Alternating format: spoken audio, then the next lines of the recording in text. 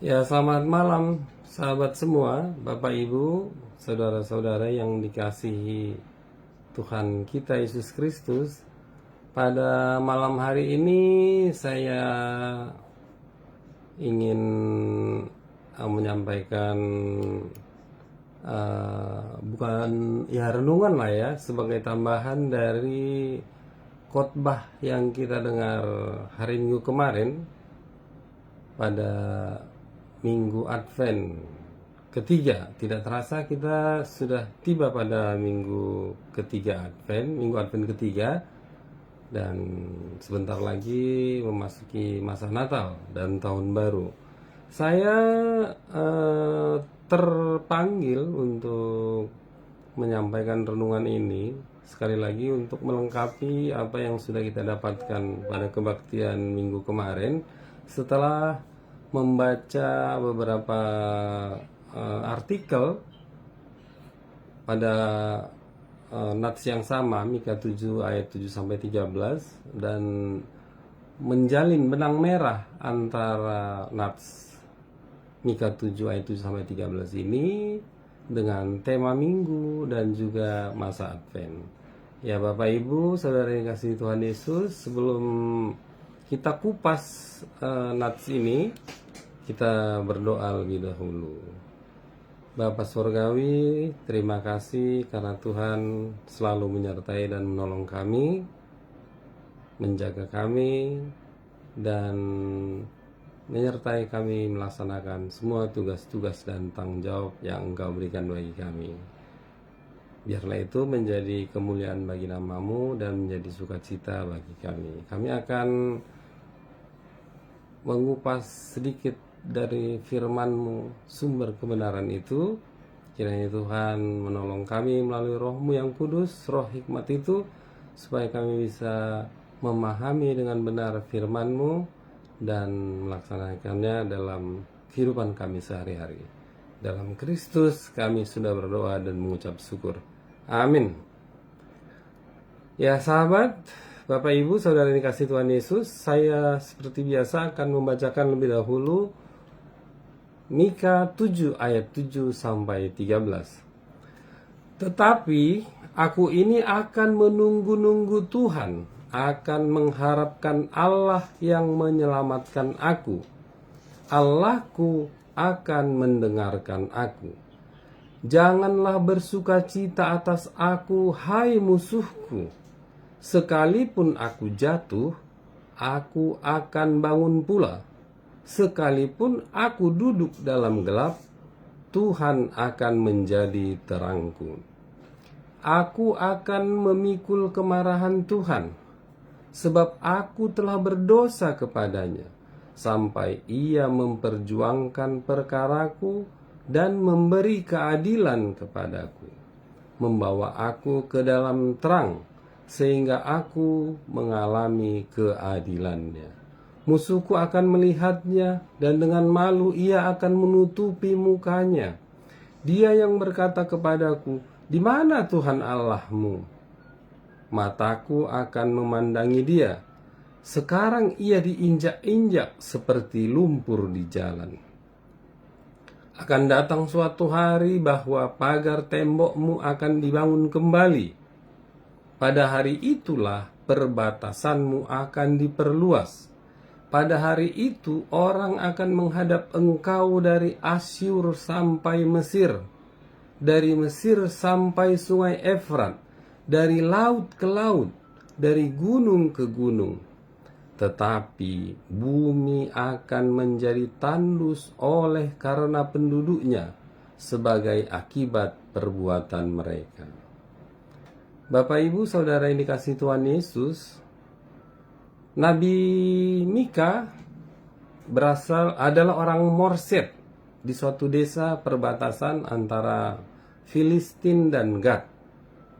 Nabi Mika melayani pada masa kerajaan Yehuda, pada masa raja-raja Yehuda, yaitu Raja Yotam, Ahaz, dan Hizkia. Nabi Mika terkenal berani memberikan teguran yang sangat keras bagi siapapun bila terjadi pelanggaran terhadap perintah Tuhan. Nabi Mika menegur dengan keras orang kaya yang menindas dan merampas milik orang miskin. Ada pada pasal 2 ayat 1 dan 2. Nabi Mika menegur dengan keras pemimpin yang tidak benar dan tidak adil pada pasal 3 ayat 9 dan 10. Kemudian Nabi Mika juga berani menegur dengan sangat keras para imam yang hanya mengutamakan uang pada Mika 3 ayat 11. Pada masa itu juga umat Tuhan hidup dalam moral yang sangat bobrok. Sebelum nats ini pada Mika 7 ayat 1 sampai 6 digambarkan di sana orang saleh sudah hilang. Tidak ada orang jujur. Mengincar darah. Saling menangkap dengan jaring. Hakim dapat disuap. Orang-orang cekatan berbuat jahat. Pembesar menetapkan keputusan sesuka hati. Hukum diputarbalikkan. Kasih dalam keluarga pun tidak ada. Bahkan musuh adalah orang-orang seisi rumah. Demikianlah kondisi moral umat Tuhan pada masa Nabi Mika. Bapak Ibu Saudara ini kasih Tuhan, Mika menggumuli hal tersebut dan dengan khusyuk berdoa dan berharap pada Tuhan, dan dia yakin sepenuhnya bahwa Tuhan akan menolong dan menyelamatkan, seperti yang tertulis tadi pada nats kita ayat 7 dan 8. Ya, ada yang sangat menarik dari nats ini yang berkaitan dengan tema pada Minggu Advent ketiga, bahwa kita berharap pada Allah yang menyelamatkan. Namun pada nats ini ya secara komprehensif, secara lengkap dijelaskan bahwa keselamatan itu tidaklah suatu hadiah, tidaklah sesuatu yang otomatis, tetapi merupakan suatu proses dan ada upaya untuk mendapatkannya. Jadi sekali lagi, nats ini menjelaskan bahwa keselamatan itu tidak datang dengan sendirinya, tidak gratis, tidak anugerah, tetapi adalah suatu proses dan juga suatu upaya yang dilakukan bahkan dengan komitmen. Ya, jadi dari kita kupas sedikit demi sedikit, walaupun serba singkat,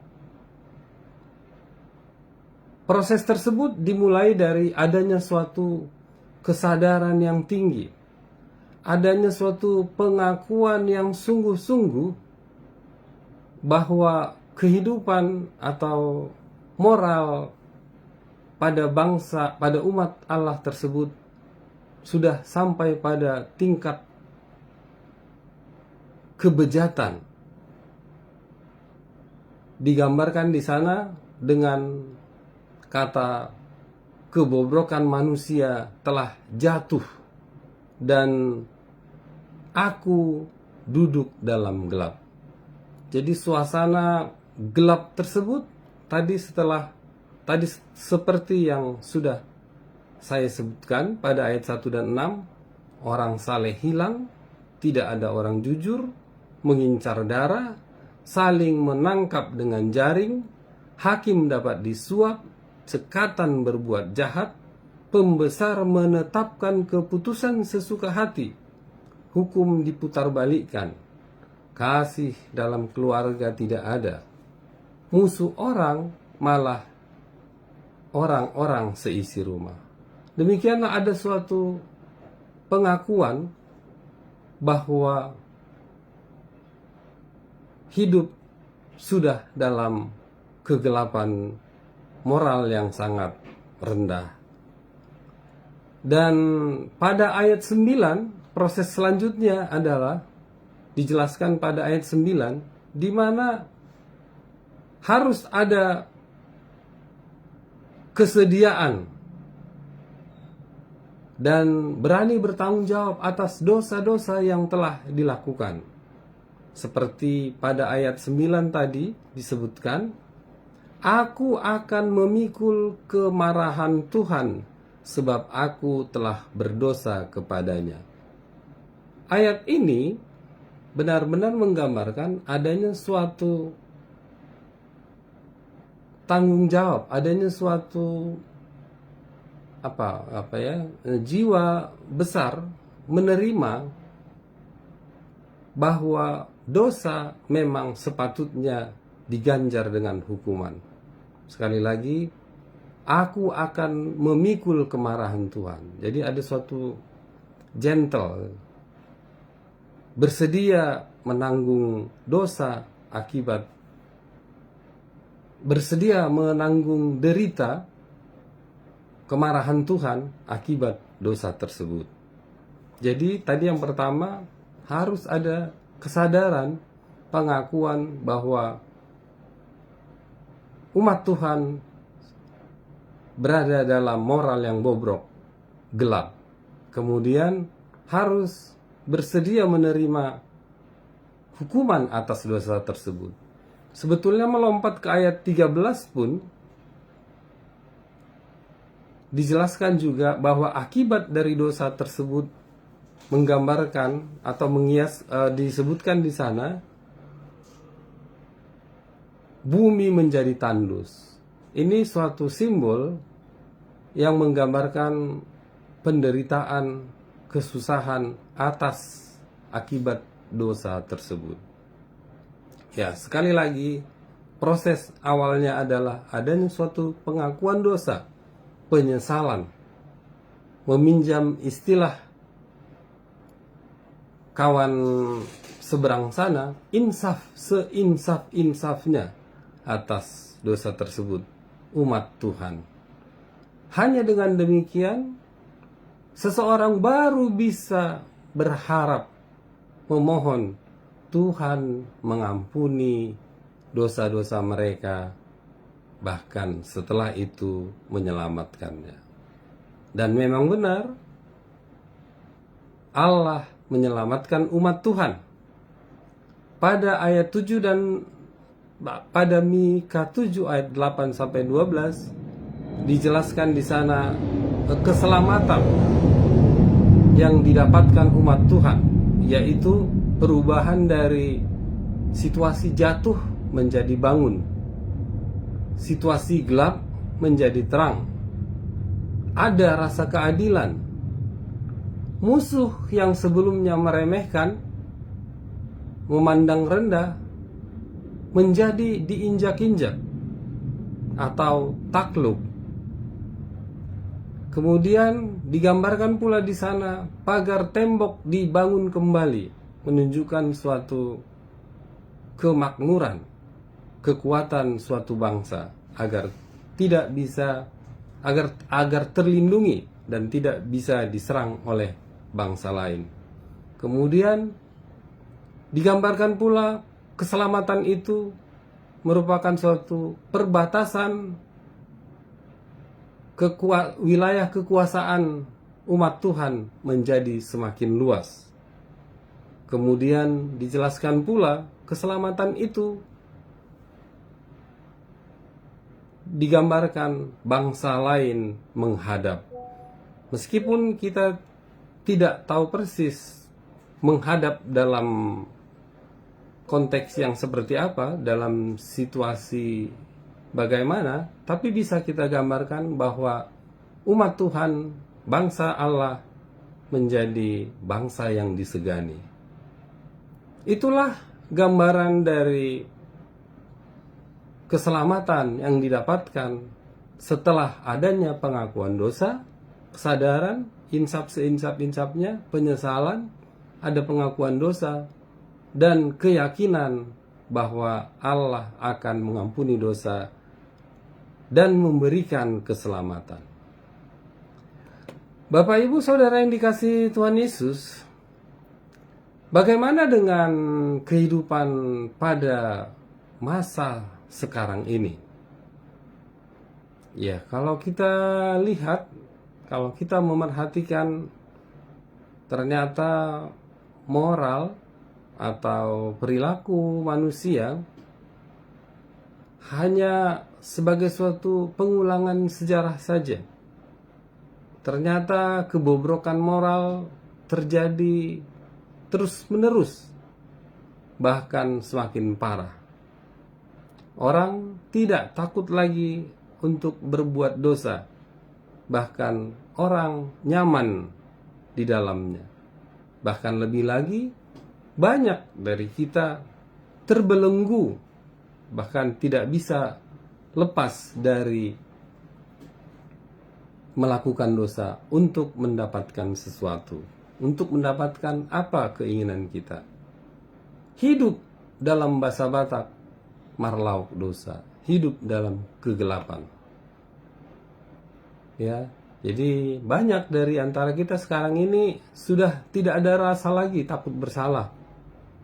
Melakukan dosa itu sadar sepenuhnya, bahkan menganggap orang lain yang tidak berani berbuat dosa untuk mendapatkan keuntungan, untuk mendapatkan kekayaan, kehormatan, dan sebagainya, dianggap sebagai orang yang bodoh, tidak bernyali.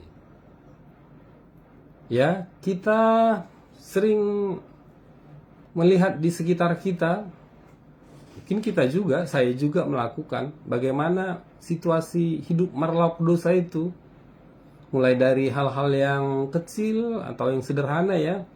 Sekarang para pedagang menjual dagangannya dengan pengawet, pewarna, pemberi cita rasa, dan sebagainya. Kemudian pedagang juga mengatur timbangannya sedemikian rupa, disetel, sehingga takarannya menjadi berkurang. Beli 1 kilo, karena disetel timbangannya, ternyata netnya mungkin hanya 900 gram atau 800 gram. Demikian pula dengan takaran bensin. Ya, di SPBU banyak kita dengar diakalin sehingga takarannya menjadi berkurang. Terus takaran minyak goreng kemasan juga tidak sama, tidak utuh ya. Ada pula kita lihat orang tidak merasa bersalah, beras dioplos. Kemudian ya, kini kita pun banyak juga yang melakukan upaya membungakan uang. Sebetulnya bisa-bisa saja dalam rangka memberikan modal, tapi dengan bunga yang mencekik leher. Kita mendapatkan bunga yang lebih tinggi, merasa keberhasilan kita semakin mantap. Kemudian banyak juga orang menjadi calo, memungut pungli, suap, sogok untuk mendapatkan proyek. Kalau tidak seperti itu, usaha tidak jalan katanya. Banyak juga kita yang melakukan bisnis, bekerja sama atau kong kali kong dengan beberapa pihak untuk membuat situasi monopoli. Kita tidak peduli orang lain tidak mendapatkan apa-apa, asalkan semuanya bagi saya. Monopoli hingga oligarki. Dan situasi sekarang kalau kita lihat temuan-temuan korupsi, orang-orang seperti berlomba mendapatkan hasil dengan markup atau korupsi. Semakin tak terbatas orang berani melakukan korupsi. Kemudian hukum juga diputarbalikkan seperti kondisi kegelapan umat Tuhan masa lalu. Bapak Ibu pernah sempatkah menonton film Keadilan yang diputar beberapa minggu yang lalu di bioskop? Di sana digambarkan hukum itu dapat dibeli.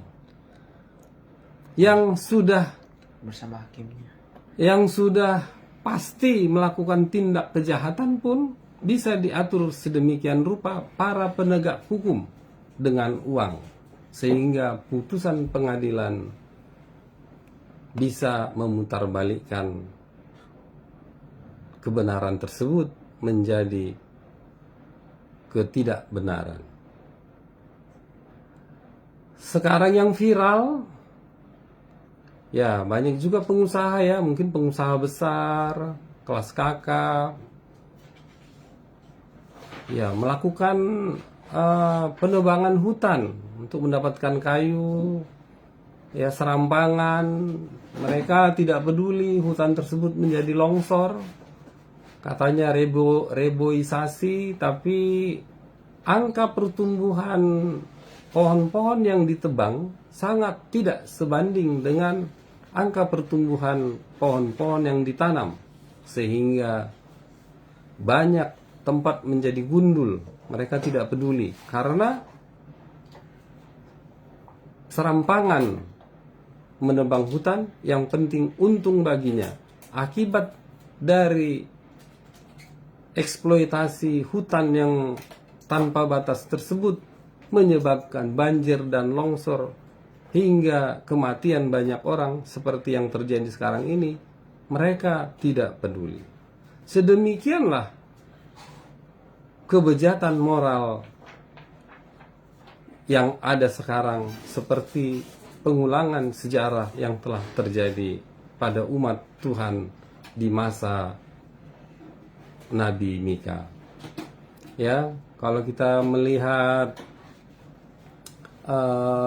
berita-berita juga, misalnya sekarang eksploitasi alam berupa tambang, kita lihat antara investor, mungkin pejabat penguasa atau pejabat terkait, ya kong kali kong kekayaan alam dikuras,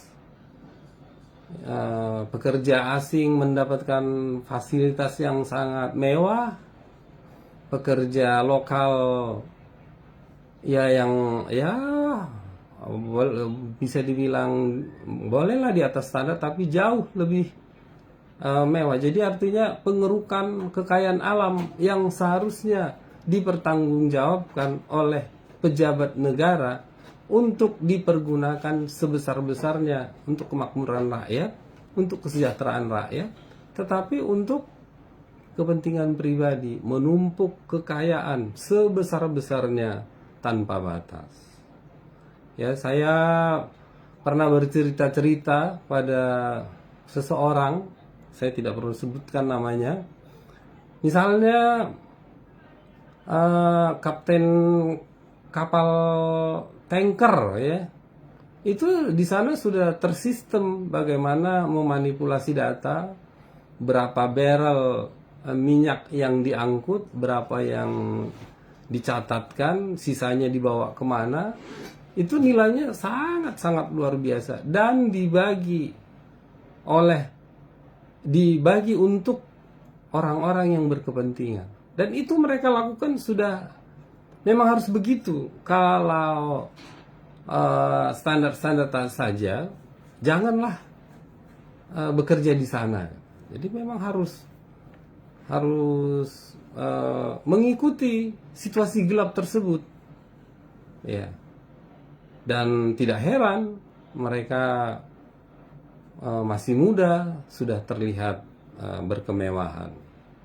Terus kita juga melihat ya kebobrokan moral di antara kita ini. Nah, ada juga penipuan melalui medsos. Orang tidak peduli lagi memangsa siapapun untuk mendapatkan uang yang banyak. Keluarga kami punya pengalaman pribadi ya yang sangat buruk. Itok di kampung tertipu dengan transfer uang mama yang tidak banyak sejumlah 23 juta beberapa waktu yang lalu. Karena memang mereka tidak peduli. Itulah situasi kegelapan bobroknya moral manusia saat ini. Ya, kalau kita lihat para penipu-penipu itu bertelepon sudah pakai bahasa Batak. Mungkin mereka Kristen juga. Entah Kristen seperti apa. Tapi demikianlah faktanya. Kemudian kita pun melihat ya, tidak rahasia umum, pajak digelapkan. Kong kali kong antara wajib pajak dengan petugas pajak. Berapa nilai pajak yang seharusnya dibayar, berapa hitungan yang harus dimanipulasi sehingga mengurangi beban pajak tersebut. Ya, situasi sedemikian, ya bagaimana ya kita bilang, kalau kita dengar-dengar harus begitu katanya, harus begitu. Kalau tidak begitu ya kere aja gitu. Mungkin Bapak Ibu saudara-saudara juga yang mendengar ya, makanya kita kadang melihat, wah dia masih muda ya, mobilnya sudah Alphard atau apa begitu. Dari mana ya untuk pegawai negeri, untuk PNS. Nah, sekarang pun banyak orang mengupayakan judi online ya, tidak peduli orang korban berjatuhan dengan kerugian jutaan, ratusan juta rupiah. Ya, ini pelaku-pelaku judolnya dan juga orang-orang yang terbelenggu ya, maniak atau sudah candu judol. Orang tidak peduli, yang penting bagaimana mengumpulkan kekayaan dalam jumlah yang tak terbatas. Demikian juga dengan penyalahgunaan narkoba. Korban berjatuhan banyak yang sudah tewas akibat penyalahgunaan narkoba tersebut, tetapi karena nilainya yang sangat besar, orang tidak peduli. Semua dilakukan. Kalau mau kaya, kalau mau dihormati, kalau mau ya berkemewahan, hedon, penyalahgunaan narkoba pun tidaklah suatu hal yang ditakuti, asalkan bisa tidak terendus atau tidak tertangkap para penegak hukum. Dan kadang-kadang kalau kita perhatikan ya, antara penegakan hukum ini pun itulah moral yang sangat udah tergerus menjadi bejat ya. Kadang-kadang kalau kita dengar-dengar sudah ada pengungkapan narkoba ini misalnya, malah terjadi pemerasan oleh aparat. Dan mungkin sedemikianlah ya, kalau kita lihat banyak sekali hal-hal yang memang sudah memperlihatkan kebobrokan moral. Kita semua tidak terkecuali yang sudah mengkristenkan diri. Sampai sekarang pun masih banyak sekali orang yang mengandalkan kekuatan gaib gitu guys. Dukun ya. Jadi ya sekarang ada sering juga kita dengar demi mendapatkan kekuasaan atau jabatan ya, orang harus memilih-milih gitu. Sesajen, sembahan dan sebagainya. Dan memang itu faktanya terjadi ya. Kemudian saya tidak tahu apakah masih sekarang cinta ditolak, dukun bertindak. Mungkin masih terjadi juga ya, karena memang kekuatan dunia ini sangat besar, jadi menduakan Allah gitu. Bukan hanya merdua roha ya sahabat, menduakan Allah. Kemudian santet dan sebagainya. Terus ada juga pitonggam supaya orang langsung manut gitu kalau dia berbicara. Ada yang pakai susuk. Dan dalam keluarga ya, berawal dari cinta ditolak, dukun bertindak, sampai ya ke sampai juga ke kehidupan berumah tangga. Seseorang bisa dalam penguasaan orang lain, misalnya istri dalam tunduk dalam pengaruh suami, atau sebaliknya suami yang tunduk dalam kuasa istrinya. Demikianlah kebobrokan moral yang telah terjadi hingga saat ini. Dalam suatu kesimpulan, banyak dari kita hingga saat ini masih terbelenggu dalam dosa, marlauk dosa, karena cinta uang, tahta, dan kehormatan. Ya, kita kembali ke nats yang menjadi topik bagi kita. Seperti tadi sudah saya sampaikan, bahwa situasi gelap, ya kehidupan kita yang gelap, penuh dengan dosa, marlauk dosa, haruslah ada kesadaran, insaf seinsafnya lebih dahulu. Dan kita harus mempunyai keinginan yang kuat, komitmen agar tidak lagi marlauk dosa. Karena sampai kapan kita hidup dalam belenggu dosa, hidup dalam sikap-sikap yang gelap tersebut.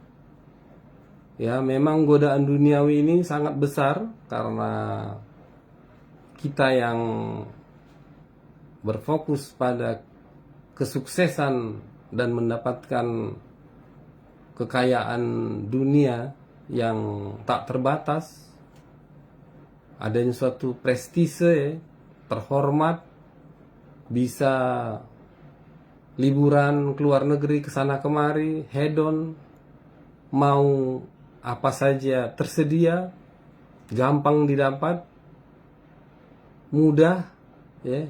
Ini suatu godaan yang sangat besar, sehingga orang terus-menerus hidup dalam dosa. Seperti tadi saya bilang, marlauk dosa. Ya, kehidupan yang mewah, yang terhormat, inilah yang membelenggu orang hidup dalam marlauk dosa. Tidak ada penyesalan, tidak ada kesadaran, insaf seinsaf-insafnya. Bapak Ibu Saudara yang dikasihi Tuhan Yesus, apakah dunia ini adalah tujuan kita? Bagi kita yang tidak mau menyadari akan dosa-dosa kita, iya, dunia ini adalah tujuan hidup kita. Tujuan dunia ini adalah segala-galanya. Sehingga kita tidak peduli apapun yang kita lakukan, mau salah, mau berdosa, mau melanggar perintah Tuhan, masa bodoh, yang penting kaya, menimbun kekayaan, menimbun kemakmuran tanpa batas. Ya sahabat semua, tapi kita yang sudah mengkristenkan diri ini, mengikuti Yesus ini, dunia ini hanya sementara. Kita ini kalau dalam bahasa Batak itu hanya perdagang, musafir ya. Kalau kawan kita yang Katolik, kita hanya peziarah di dunia ini. Meskipun semua isi dunia ini kita miliki, tapi ternyata semua akan berakhir. Semua akan tinggal. Manusia hanyalah bagaikan rumput yang layu dan kering. Pada Yesaya 40 ayat 6-8. Kemudian akhir dari segalanya adalah kehilangan kehidupan kekal bersama Tuhan Yesus. Karena apa yang dikatakan pada Matius 3 ayat 12, bahwa ganjaran dari semua apa yang kita dapatkan secara tidak benar di dunia ini sepanjang kita masih hidup adalah Matius 3 ayat 12, alat penampi sudah di tangannya. Ia akan membersihkan tempat pengirikannya dan mengumpulkan gandumnya ke dalam lumbung. Tetapi debu jerami itu akan dibakarnya dalam api yang tidak terpadamkan. Ini merupakan petikan khotbah pada minggu yang lalu ya. Jadi sekali lagi, meskipun semua isi dunia ini kita dapatkan, tapi semua itu adalah sia-sia, dan pada akhirnya disimbolkan di sini, tetapi debu jerami itu akan dibakarnya dalam api yang tidak terpadamkan. Ya, Bapak Ibu Saudara Saudari yang dikasihi Tuhan Yesus, tema minggu kita pada minggu ini ya, berharap pada Allah yang menyelamatkan. Apakah kita mau mendapatkan keselamatan atau hatuawan itu? Sekali lagi, haruslah ada kesadaran. Insaf seinsafnya kita merenung, apakah yang kita lakukan sekarang ini sudah benar? Benar bukan menurut kebenaran kita pribadi, karena nanti akan bias, akan sesuka kita. Tapi kebenaran hanya bereferensi pada jalan Tuhan, pada perintah Tuhan.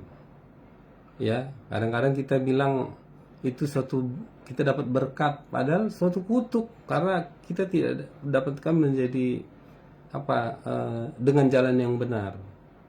Ya, haruslah ada kesadaran dan bertobat, berputar 180 derajat, tinggalkan dosa-dosa kita.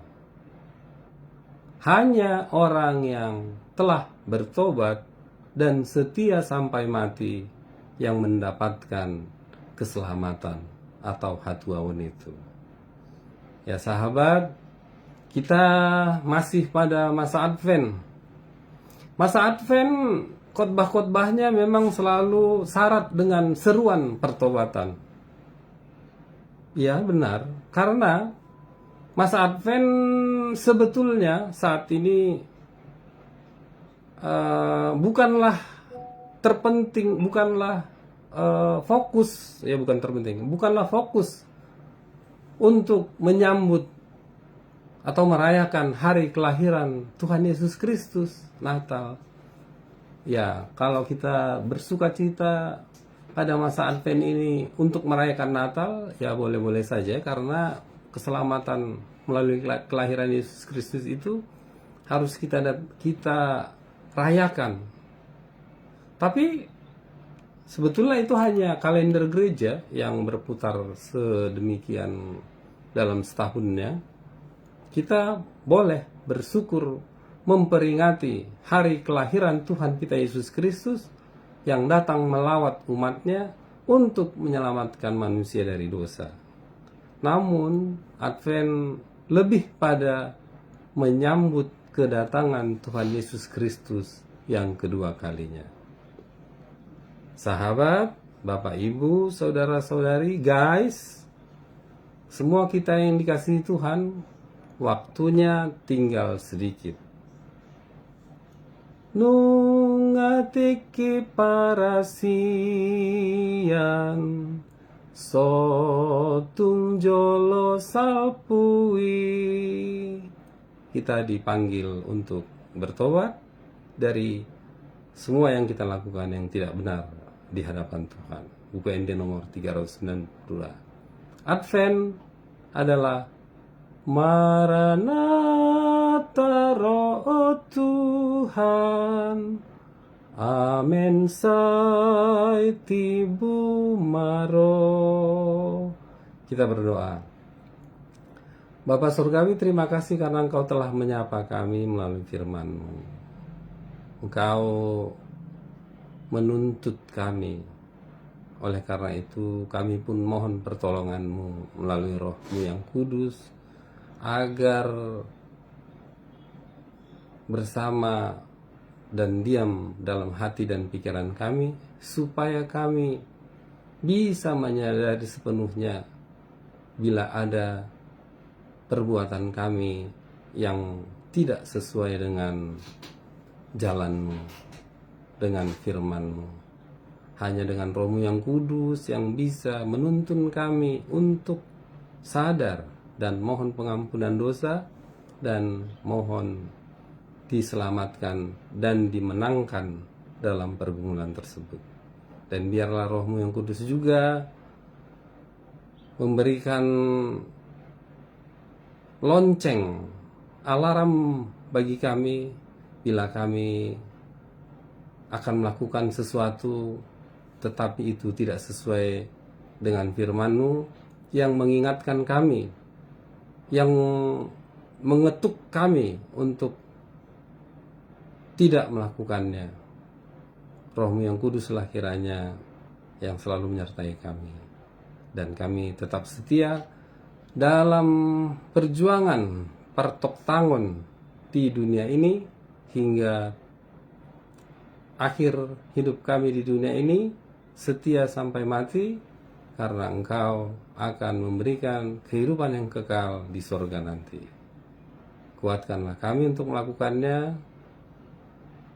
karena kami yakin dan percaya hanya bersama Tuhan kami bisa memenangkannya. Dalam Kristus kami sudah berdoa dan mengucap syukur. Amin.